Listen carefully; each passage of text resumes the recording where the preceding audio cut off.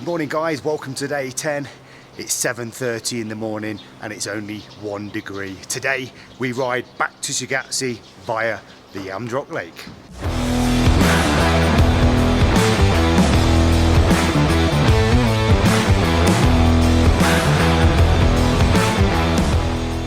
So today's ride is going to be a big one. It's 363 kilometers and we're going to be going to altitudes of 5,000 meters.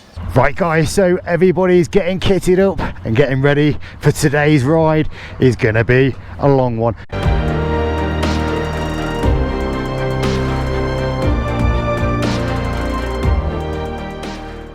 Like I said, we've got 363 kilometers to go today. The bikes are looking shiny and clean. It's just starting to warm up, the sun is out. We're going to head out the city. Hopefully it won't be too busy and too chaotic. It doesn't look like it's going to rain. If there's any clouds, they are generally snow clouds, not rain clouds. If you're wondering what happened to day 9 was a rest day for us where we got to spend time in Lhasa. And I've got to say, what a city, what a city. There's so much to see and so much to explore. The locals here are just unbelievable. You don't get foreigners. See them all here with the cameras recording us, and everybody is really friendly. You don't get Westerners in Tibet. It's as simple as that. People could travel to China, but to get into this region you need that big rubber stamp. It's a busy city. The population here is less than Shigatse. Shigatse was around 850,000, here something like 600,000. I find that hard to believe, to be honest, because this one seems a lot busier, but maybe Shigatse is just bigger inside. So I went to a place called Patola Palace, built in the 7th century. It's kind of 1,000 rooms there, full of shrines and amazing views over the city. We're right kind of in the centre really. So much to take in here. The food's amazing, the place is amazing and the people are amazing. I feel very privileged that we're here. Not many people get to see this because we go places where no other bikers go. We had a bit of a rickshaw ride yesterday and it was only for a few minutes just to get down this lengthy road. The electric vehicles and the rickshaws tend to ride in this lane to the right here. And literally within 30 seconds we nearly crashed twice. Oh, Jesus Christ! It's the most scariest thing I've actually done. Once again in the briefing we've been told the weather can change at these high altitudes. Getting up to 5,000 meters, there is a chance of snow. For an ancient city that you think might be a little bit behind the times, it's quite the opposite. We've been in restaurants that have robot service, which is fascinating. I've never seen that before. Right, I need to try and move out. Where's the cars going? We're ducking and diving. And also, they all have these blanket style kind of hand muffs with a quilt covering. And that just shows you how cold this place could get. Cars just weaving in and out the traffic as we do. Like I said, we've got a long ride, but we've got all day. Right, mate. The pedestrian crossings, nobody stops. I like the way this guy's riding his scooter and he's got his helmet strapped to the back of the bike. At what point do they put it on? Oh, there's a helmet in the middle of the road. And that's why you should have it on your head. It doesn't feel cold today. Like I said, the sun's out. They started off at kind of 1 degree this morning. It'll get a bit colder when we gain some altitude, but there's not a lot of wind around today, and I think that is the key. It's that wind that makes the difference. The wind chill in these places can be quite harsh. So we've seemed to have got a bit of craziness. Not sure what this car driver is doing in front of me. He is all over the place. He can't kind of pick a lane, to be honest. We've definitely hit rush hour trying to exit this city. This is where we've got to be careful we don't get broken up. Squeeze through.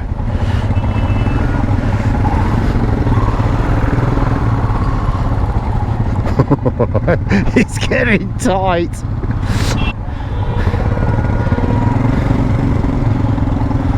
Gaz, You'll squeeze through there.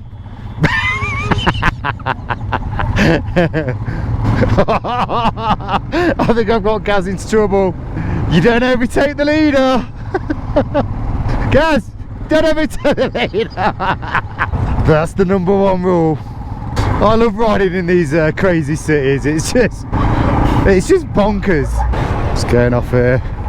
Oh. So today I've just gone with the one thermal base layer. The thing is, on these tours you can go through different weather patterns, certainly when you're crossing borders into different countries. And I also brought my air jacket with me, which I was wearing on kind of day 1 and 2. So I think it's a case of you've got to be kitted up right. We've seen some bikers out here and we don't see many bikers at all. They wasn't wearing the correct kit. You saw that they were freezing cold before they even set off on a cold day. If you ain't wearing the right kit, then you're going to be in trouble. So we're just heading over the bridge of the Lhasa River. Look how wide that thing is. Right, looks like we're turning off here. There you go, there's a better shot, guys. Wow. Like I said, this city has completely blown me away. Didn't expect it to be anything like this. I've certainly seen a lot of helicopters flying around, military style. But check out that bad boy.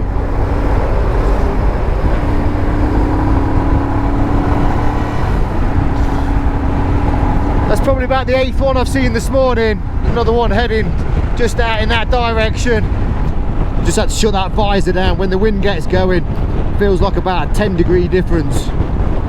So I'm not sure if it's just rained here or they've hosed the ground down, but seems to be quite a lot of water on the road, but then on the pathways seems to be dry. The mountains in the background, I keep getting a glimpse and they're kind of disappearing a little bit under the mountain mist. They're not as visible as what they were earlier, but like I said, the weather can change at any time.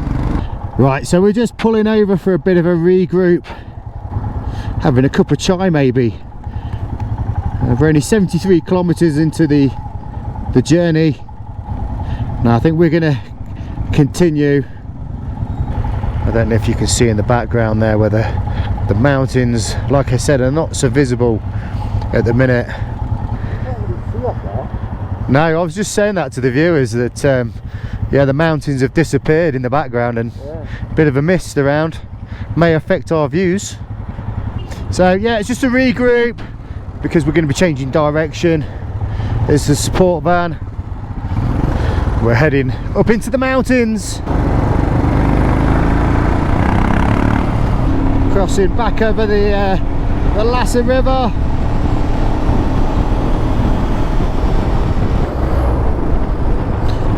Whoa, smoky truck.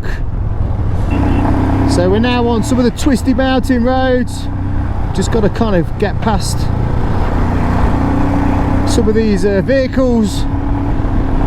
Come on Enfield.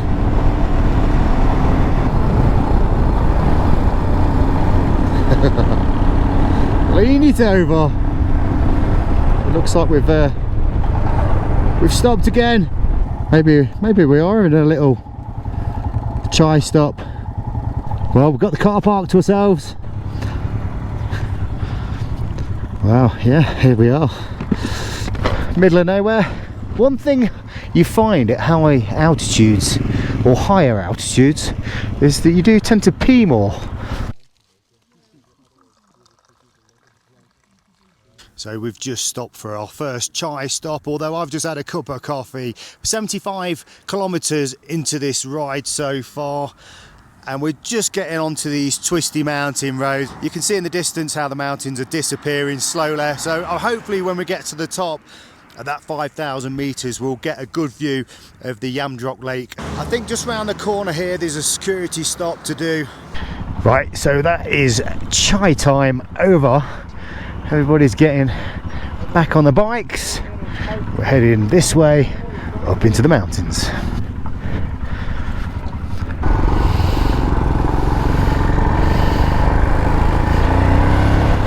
I was just debating whether to change back into the intermediate gloves, but I don't think I'm gonna. We're gonna start pushing up the mountain now, and I think the temperature will probably start to drop. Here's the security checkpoint.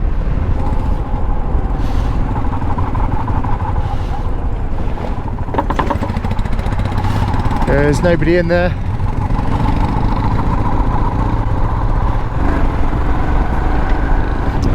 So yeah, it'd be nice to get on some twisty mountain roads.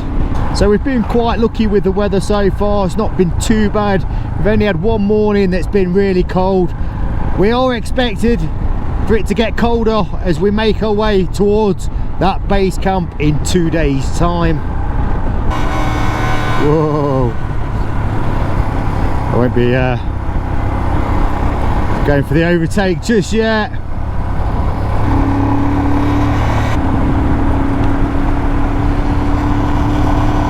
I mean, that's the one thing when you're doing the overtakes, you've really got to plan them well in advance. So just going to pull into the lay-by here because I've just spotted something. Bit of a point of interest. Oh, look at this. They've got like some of the Tibetan mastiffs, and if you're going to see a Tibetan mastiff, you've got to come to Tibet. Let's go check this out. Wow, they are big dogs. This guy here, look, he's I don't understand. From England. This guy looks like he's done some travelling. Look at his helmet covered in stickers. All on this. Yeah. Look at.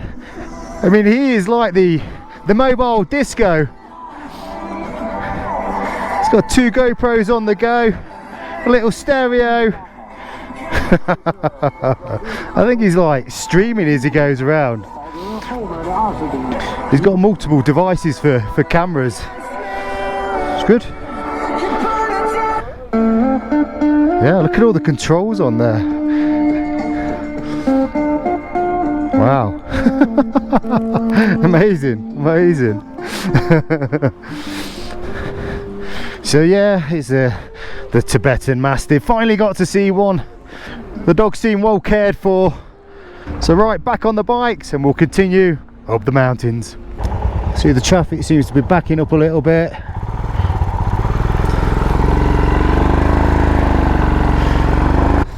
It's quite funny because I think we had our photos took just as much as the dogs back there. I'm starting to give the Himalayan bike a little bit more gas just to get it up these hills. It looks like I might have a few cars to overtake. I think we'd have quite a big gap between the riders. I love riding through these little villages. Traditional Tibetan style houses that kind of blend in with the background. That looks like an army tanker. And literally I am full on that throttle. Just have to wait a little while for them revs to build up. As you can see, you just don't see a pothole. Very nicely tarmacked. We'll go for the overtake.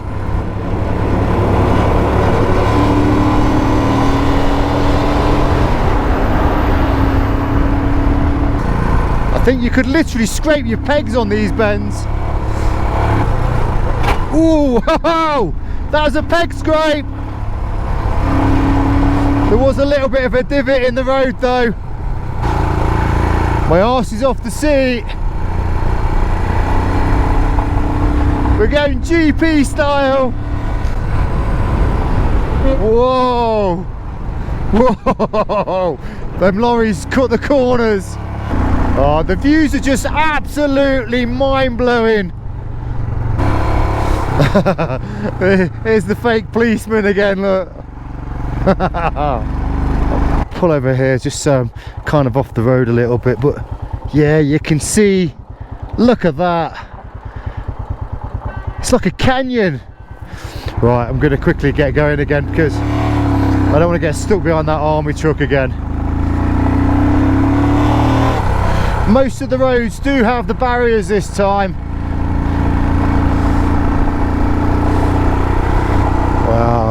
You can see the road just flows right up at the top there. Like I said, we're going up to 5,000 meters. As we increase the altitude, I can feel the temperature dropping. Yeah, we're going to pull in. Oh, they've got some yaks. Oh, and some more Tibetan mastiffs. Let's just go pull the bike in over here. Let's go take a look. So we're just going to take a walk down here. Just as I was coming up the hill, saw a yak. I've not seen one of these close up before, only in the field. So check out the size of this beast. So here's Scott having a little sit on the yak. So yeah, you kind of end up at these little tourist traps on the way up. One thing I've got to say about the yak, it absolutely stinks when you get close to it. Interesting to see though. Like I say, you see them in fields and stuff, but yeah, what a powerful beast. Let's carry on. We've only done a kind of 100k in the last 3¼ hours because we keep stopping basically. But we've got a long ride today.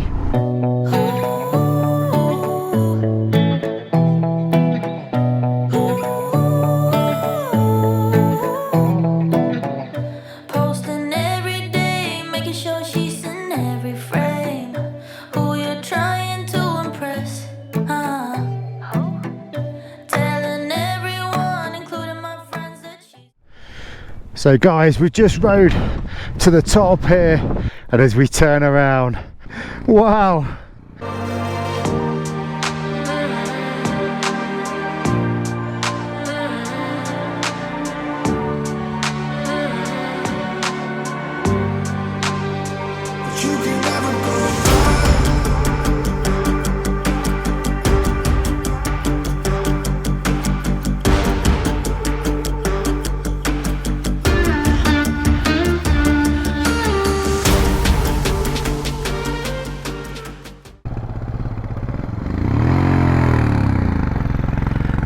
Yeah, we just swept round the bend here, and as you turn around and see that, just spectacular.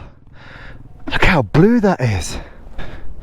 So in the background there, you've got the snow-capped mountains, and like I said, 72 kilometers long this lake is. I've never seen anything like it. This is fed by the glaciers. You just wouldn't expect to see this at 5,000 meters high. As we're skirting around the lake, the temperature has significantly dropped. It feels about 10 or 15 degrees colder on this side of the mountain. So this lake will freeze just for a few weeks of the year, generally in the month of February. And I've noticed on the lake there's quite a few kind of pods where people stay, such as this coming up on the left.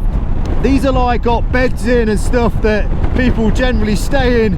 I mean, imagine waking up to a view like that, amazing. So it looks like we've just entered some little village.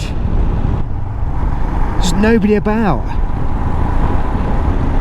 As beautiful as it is, I'm not sure I'd want to live here. I've not seen one of my fellow bikers for quite some time. I think there's one or two behind, the majority are at front.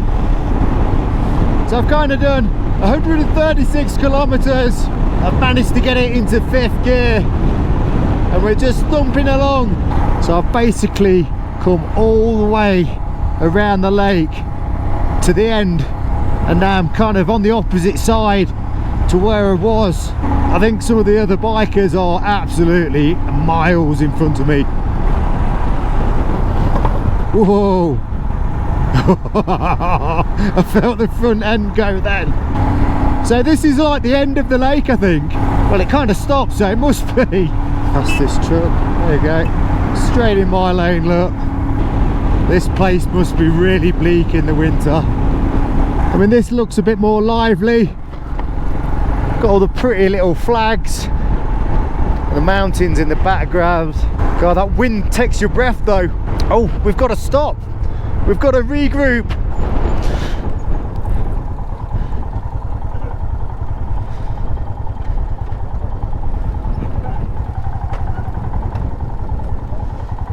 Oh, well, there's not many bikers here. Unless they're all inside. Am I at the front or at the back? Oh.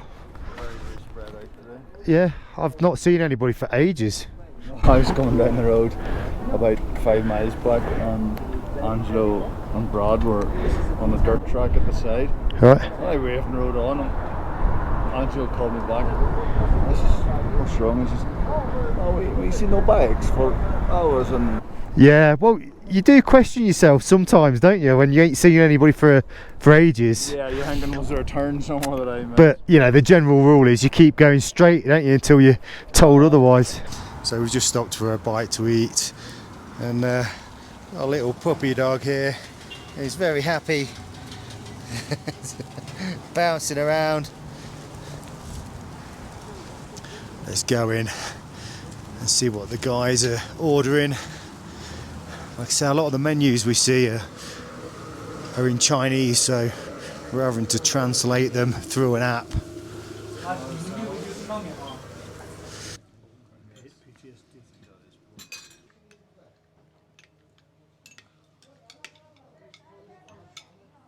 Right, so we have done 167 kilometers. I definitely won't be changing into my intermediate gloves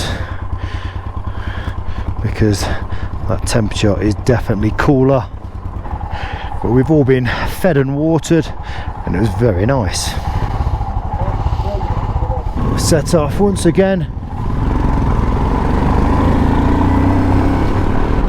Whoa, yeah, you can feel that wind. It's quite breathtaking. You can see with the mountains in the background, there's a good dump of snow on the top there. We've started gaining some altitude again. That wind has really picked up. The bike has clicked onto its reserve fuel. As I look up to the mountain there, with the snow on the top, I can see there's a bit of a crater. We are in the thick of the snow-capped mountains now.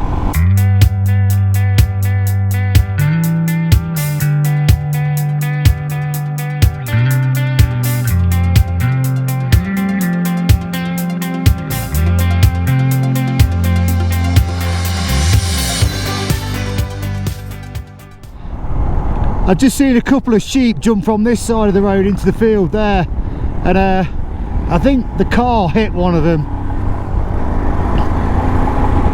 I think it's okay, so we'll keep an eye out for them, because they kind of hide away on the embankment and then just dart across the road. Got more cows in the road.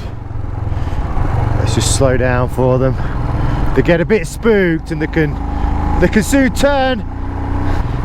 Here's another example of what I was on about. I don't know what it is. Maybe it's kind of feeding time, or maybe it's just rush hour for sheep. Either way, I don't like them. They're a little bit unpredictable. Oh, there's a little one there. Look at him. We've been doing like 100k average on these roads, and if one of them runs out in front of you, you're going to be off the bike.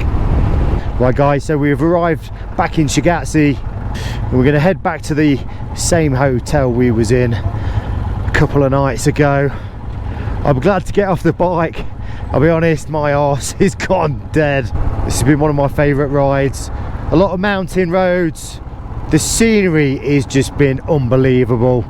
You know, the bright blue and turquoise lakes that you ride past. It's been a long old day. We started at 9 AM, it's now 6 PM. We've had a couple of little stops, and I'm sure we're all ready for a nice hot shower, a cold beer and a bite to eat.